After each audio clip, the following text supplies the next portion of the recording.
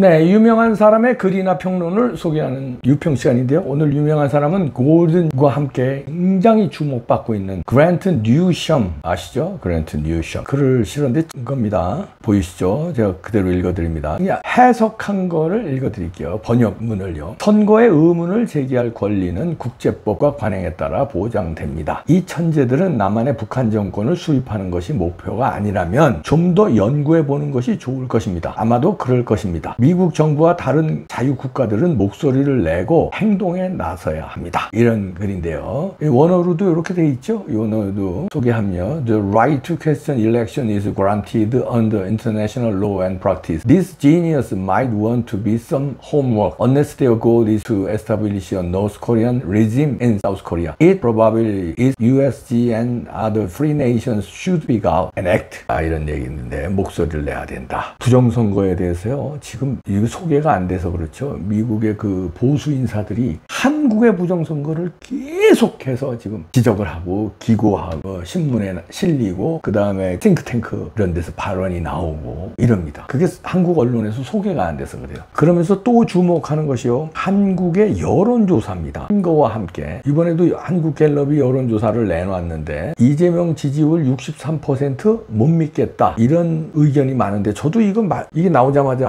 이것들이 또 구라치나 이게 뭐냐 그랬더니 아니나 다를까 FN투데이의 인세영 기자가 분석을 했습니다. 한국갤럽이 튀는 여론조사로 또 구설수에 올랐다. 이재명 지지율 63% 퀘스천 마크 못 믿겠다 이런 얘기인데요. 국힘 장동혁 대표 당선도 못 맞췄다는 거죠. 한국갤럽이 9월 5일날 발표한 걸 보니까 이재명 국정수행 지지율 63%인데 한 달 만에 60% 회복했다고 발표했는데 한 달 만에 더 망가졌는데 그 한 달 사이에 뭐가 일어나? 미국 가서 트럼프한테 경고 먹은 거, 그죠? 그 다음에 뭐가 일어나? 여기 뭡니까? 우원식은 막루에서 망신당한 거, 박지원은 김정은이라고 2번 불렀는데 쌩깐 거, 뭐 제대로 된 게 하나도 없었잖아요. 그리고 관세 15% 줄 알았는데 자동차 25% 맞았고, 철강은 지금 50%고, 일본은 행정명령으로 15% 그냥 지금 적용되고, 아니 뭐가 잘했다는 거예요? 이렇게 난리가 났는데. 그런데 그 한 달 사이에 올랐다? 60% 회복했다? 그러니까 이게 말이 안 된다는 겁니다. 그리고 왜 FN투데이 인세영 기자가 이걸 지적하냐면요. 다른 여론조사 기관들과의 차이입니다. 예를 들어서 최근에 다른 여론조사 기관들에서 이재명 지지율이 대체로 50% 초중반 형성하고 있는데 조앤시아의 리얼미터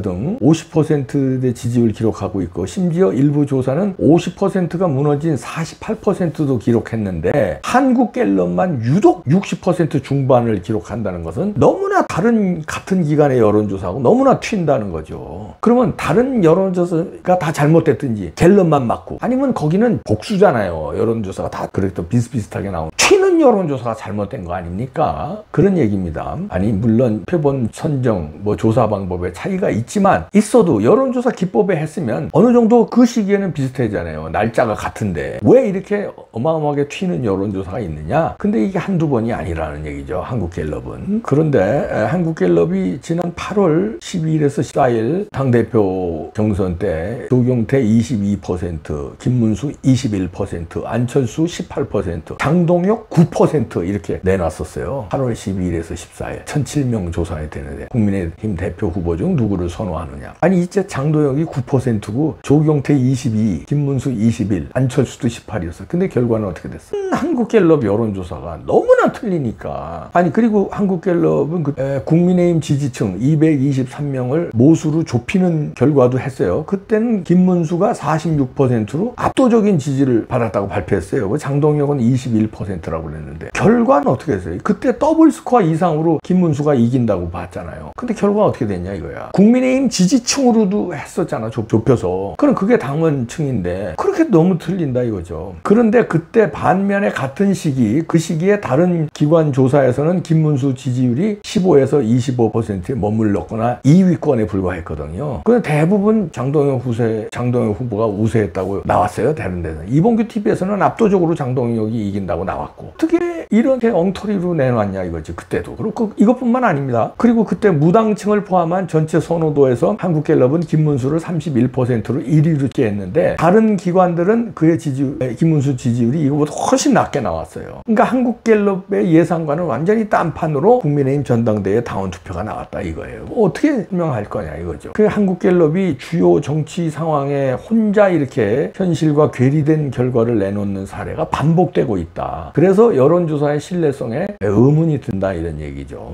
여론조사가 한두 번은 틀릴 수 있다. 그러나 이렇게 계속해서 조금 틀리는 것도 아니고 다른 여론조사 기관들하고 전혀 다른 튀는 여론조사를 이렇게 내놓는 한국갤럽, 이거 말이 되냐 이런 얘기죠. 그러면 이거는 의심을 사고 있다는 겁니다. 철저하게 관계당국이 뭔가 산출 과정에서 외부 압력이 들어가는 것은 아닌지 철저하게 조사를 해야 된다는 목소리가 높아진다는 거예요. 그리고 여론조사 업체를 누가 조사할 거냐, 내놓으면 그만이야? 이게 제대로 됐는지 안 됐는지를 조사해야 될 거 아니에요. 누가 고양이 목에 방울을 달 것인가, 해결책은 요원하다, 이렇게 인세영 기자도 분석을 했는데요. 이건 뭐 어제 오늘 분석이 아니죠. 저도 뭐 수백 번 얘기했는데 우리나라 여론조사 기관 전수조사해야 된다. 아쉽네요. 윤석열 대통령 그 계엄 때 그 계엄으로 진짜 반체제 인사 두 가지였잖아요. 반체제 인사, 적결, 부정선거.